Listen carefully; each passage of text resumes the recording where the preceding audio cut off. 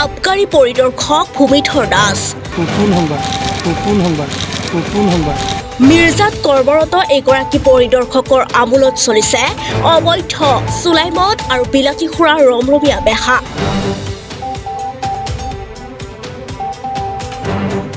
ভূমিধৰ দাসক উৎকোচ দিয়ক আৰু অবৈধ সুৰাৰ ব্যৱসায় কৰক। এই ঘুষখোৰ আবকাৰী পৰিদৰ্শক ভূমিধৰ দাসৰ বাবেই এতিয়া চুবুৰীয়া গঢ় লৈ উঠিছে অবৈধ সুৰাৰ আৰু চুলাই মদৰ ঘাটি। আবকাৰী পৰিদৰ্শক ভূমিধৰ দাসে মিৰ্জাত নিযুক্ত হোৱাৰ পাছতে চক্ৰবৃদ্ধি হাৰত বৃদ্ধি পাইছে অবৈধ সুৰা আৰু চুলাই মদৰ বেহা।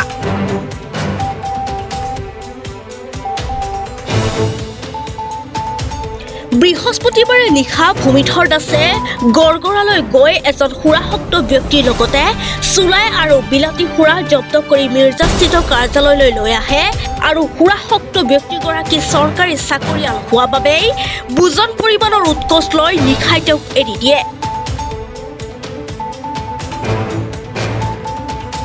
এই সংক্ৰান্তত সাংবাদিকে তেওঁক প্ৰশ্ন কৰাত দৌৰি গৈ তেওঁ নিজৰ বিলাসী বাহনত উঠে আৰু দুগৰাকী সাংবাদিকক খুন্দিয়াই থৈ পলায়ন কৰে।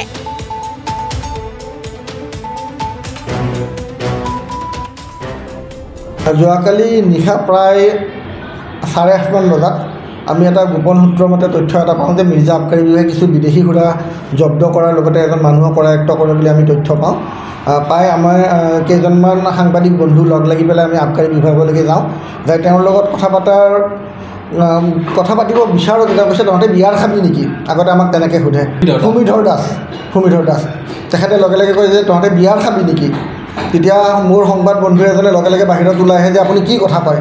তেনেকৈ কয় তেওঁ লগে লগে দুজন বাহিৰত ওলাই আহে, মই ভিতৰত থাকোঁ আৰু এজন ভিতৰত থাকি পেলাই বোলে আপুনি কি হৈছে প্ৰকৃত কথাটো কওক। সেই আপোনালোকে আমাক কাম কৰিব নিদিয়ে, আমি লিখিব লাগে কিবা কৰিব লাগে, আপোনালোকৰ কাৰণে আমি দৌৰি ফুৰোঁ, তেনেকুৱা নানা অজুহাত ধৰে। তেনেকৈ কওঁতে যিজন বন্ধু মোৰ বাহিৰত ৰখি আছিলে তেওঁ মোক মাতি আনে বাহিৰলৈ, বোলো তেওঁৰ লগত কথা পাতি লাভ নাই, বাহিৰলৈকে ওলাই আহা। আমি বাহিৰত ওলাই বহুত সময় ৰখি থাকোঁ। তেনেকুৱাতে আমি আৰু এটা খবৰ পাওঁ যে তেওঁ যাক কৰায়ত্ব কৰিছিলে তেওঁক আনি পেলাই তেল ডিপুৰ মুখত ৰখাই থয় বুলি। কিন্তু আমি কিছু সময় ৰখি থকাৰ পিছতে এগৰাকী মহিলা আৰু দুজন পুৰুষ আহি পেলাই আবকাৰী বিভাগৰ মানে গেটখনত পাওঁতে মোৰ বন্ধু এজন আৰু মই প্ৰশ্ন কৰোঁ যে আপোনালোক ক'ৰ পৰা আহিছে? তেতিয়া তেওঁলোকে কয় যে আমাৰ মোবাইলটো তেওঁ কাঢ়ি থৈ দিছে আৰু আমাক মানে ইয়ালৈকে মাতিছে। কিন্তু কি ৰহস্যজনক ঘটনা, 2 মিনিট পিছতে মহিলাগৰাকী আৰু পুৰুষ দুজন তাৰ পৰা অন্তৰ্ধান হয়। কিন্তু আমি সাংবাদিক বন্ধু যিকেইজন আছিলোঁ আমি তাৰ পৰা লৰচৰ হোৱা নাছিলোঁ, আমি তাতে ৰখি আছিলোঁ। সমৰ ভাতৃসম তেওঁ আছিলে। আমি গোটেইকেইজন বাহিৰৰ আবকাৰী বিভাগৰ বাহিৰৰ যিটো ৰাস্তাৰ বাওঁফালে আমি ৰখি আছিলোঁ। কিন্তু তেওঁলোকৰ যিখিনি মানুহ আছিলে, কনিষ্ঠ বল হওক বা কৰ্মচাৰী আছিলে, বাৰে বাৰে গেটলৈকে আহে আৰু আমাক চাই থাকে, বাৰে বাৰে আহে আৰু গেটলৈকে চাই থাকে। এটা সময়ত তেওঁলোকে গেটখন বন্ধ কৰি দিয়ে। য'ত আবকাৰী বিভাগৰ ঘৰটো তেওঁলোকে ভাড়াত লৈ আছে, সন্মুখৰ যিখন গেট যিখনেৰে তেওঁলোকে অহা যোৱা কৰে বা মানুহখিনি অহা যোৱা কৰে, সেইখন গেটেৰে নলাই মালিকৰ যিখন মেইন গেট আছে, গৃহস্থৰ যিখন গেট, সেই গেটৰ ভিতৰত তেওঁৰ গাড়ীখন ৰখাই থোৱা আছিল আৰু সেই গাড়ীখনেৰে তেওঁ পলায়নৰ চেষ্টা কৰে। আৰু তেতিয়াই আমাৰ সাংবাদিক বন্ধুকেইজনে আমি বুম লৈ তেওঁক সুধিবলৈ দৌৰি যাওঁ যে কি হ'ল, তথ্যখিনি আমাক কিয় নিদিয়ে? সেইখিনি কওঁতে তেওঁ ইমান জোৰকৈ গাড়ী লৈ যায়, আমাক ইয়াতে মহতিয়াই থৈ যায়। মই ইয়াতে আঘাতপ্ৰাপ্ত হওঁ। লগে লগে মোৰ সংবাদকৰ্মী বন্ধুকেইজনে মিৰ্জা চিভিললৈকে লৈ যায়। কিন্তু তাতে বেবী ডক্টৰজন থকাৰ কাৰণে আমি তাতে নেদেখুৱাই ফাৰ্মাচীত আহি পেলাই মই এটা ইনজেকশ্যন আৰু এটা টেবলেট খাওঁ। কিন্তু এতিয়া মই ডক্টৰক দেখুৱাবলৈ বাধ্য হ'লোঁ। প্ৰাইভেটকৈ মই ডক্টৰক দেখুৱালোঁ। তেওঁলোকে এক্সৰে কৰিব দিছে। যদি মই ভাল নাপাওঁ তেওঁলোকে মোক অতি সোনকালে GMCলৈকে তেওঁলোকে মোক ৰেফাৰ কৰে। মই প্ৰেছক্ৰিপশ্যনখন আপোনালোকক মই দেখুৱাম। আৰু লগতে মোৰ ভৰিৰ ওপৰেৰে তেওঁ গাড়ী লৈ পেলাই যায়। এনেকুৱা এজন অকৰ্মণ্য অদক্ষ ব্যক্তি এজনক তেওঁলোকে ইয়াতে ৰাখি থৈছে। আৰু তেওঁক যদি আমি তথ্য সহকাৰে জনাওঁ যে অমুকত মদ বিক্ৰী কৰিছে আপুনি যাওক, তেওঁ কিন্তু নাযায়। কালি সেইখিনি কথা কোৱাৰ কাৰণে তেওঁ গৰম হৈ উঠে। আমাক বহুত বেয়া ব্যৱহাৰ কৰে কালি তেওঁ। সংবাদ মাধ্যমৰ ওপৰত আবকাৰী বিভাগৰ বিষয়াজনে গুণ্ডাৰাজ কৰা বুলি ক'ব পাৰি। কালি যিটো ঘটনা আমাৰ লগত ঘটিছে, আপোনালোকে ভিজুৱেলত দেখা পাব কেনেকৈ তেওঁ গাড়ীলৈ পলাই গৈছে, কেনেকৈ আমাক মহতিয়াই গৈছিলে।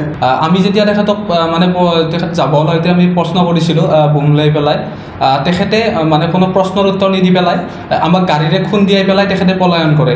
এনেকৈ তাৰ ফলত মোৰ মানে ভৰিখনৰ ওপৰেৰে গাড়ীখনৰ আগৰ চকাটো উঠি যায়। আঘাত কৰাৰ পিছত মই ৰাতিপুৱা আজি মিৰ্জা প্ৰাথমিক স্বাস্থ্য কেন্দ্ৰত গ'লোঁ, গৈ পেলাই তাত মোক এক্সৰে কৰিব দিলে। মোৰ ভৰিখন এইখন ইয়াৰ ওপৰেৰে মোৰ চকাটো উঠি গৈছে গাড়ীখনৰ, এইখন ভৰিখনত যথেষ্ট পৰিমাণে আঘাত পাইছোঁ। এতিয়া প্ৰশ্ন হ'ল, মিৰ্জাস্থিত আবকাৰী কাৰ্যালয়ৰ সমীপতে ৰাষ্ট্ৰীয় ঘাইপথৰ দাঁতিত এমবজাৰৰ সমীপত বোৱাৰীপুৱাৰে পৰা নিশালৈকে 3খনকৈ চুলাই দোকান চলি আছে আৰু প্ৰতিখন চুলাই দোকানৰ পৰা মাহিলী 20,000 টকাকৈ উৎকোচ লয় বুলি চৰ্চা চলিছে।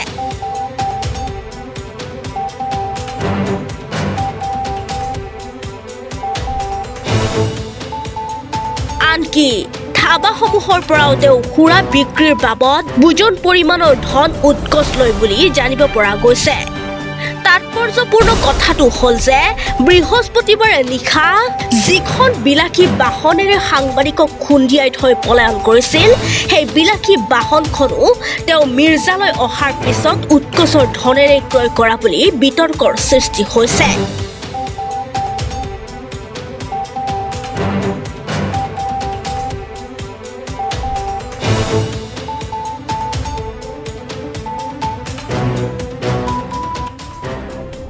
অৱশ্যে সাংবাদিকো এলাপেচা বিধৰ নহয়। আগে আগে আবকাৰী পৰিদৰ্শকৰ পলায়ন, পিছে পিছে সাংবাদিকৰ খেদ।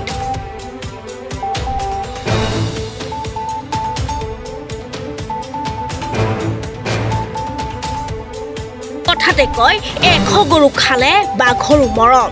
তেওঁ অৱশ্যে 99টা খালে। পিছে তেওঁৰো এই 100টা হোৱা দিনটোলৈ বেছি পৰ নাই।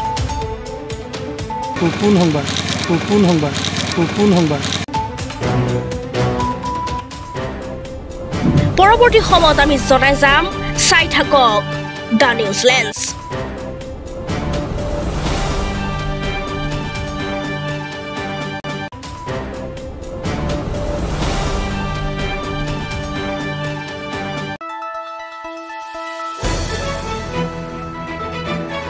দ্য নিউজ লেন্স, অবিৰত তথ্যানুসন্ধান, আপোনাৰ সেৱাত খবৰ সন্ধান। The news lens.